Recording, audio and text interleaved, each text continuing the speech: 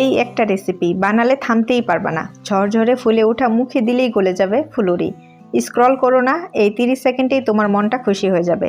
আর হ্যাঁ, ভিডিও দেখলেই হবে না, রেসিপিটা কিন্তু ট্রাই করতে হবে। তো এখানে আমি একটা বলে একটা ছাঁকনি নিয়ে নিচ্ছি, তারপর সেখানে 1 কাপ পরিমাণে বেসন দিয়ে চেলে নিতে হবে। এখন সেখানে আমি হাফ চামচ লবণ আর নর্মাল পানি নিয়ে নিচ্ছি। অল্প অল্প করে পানি দেবো আর মেশাতে থাকবো। 3 থেকে 4 মিনিট ব্যাটারটাকে দ্রুত মিক্স করে নিতে হবে, তাহলে ব্যাটারের ভিতরে বাতাস জমা হবে, কালারটাও চেঞ্জ হয়ে যাবে। আর আপনার ব্যাটার পারফেক্ট হয়েছে কিনা সেটা জানার জন্য একটা বাটিতে অল্প পরিমাণে ব্যাটার দিবেন, যদি ভেসে থাকে তাহলে পারফেক্ট। এরপর সেখানে 1 চামচ কাঁচা মরিচ কুচি আর হাফ চামচ মৌরি, হাফ চামচ কালো জিরা, 1/4 চা চামচ খাবার সোডা দিয়ে ভালো করে মিশিয়ে নিলাম।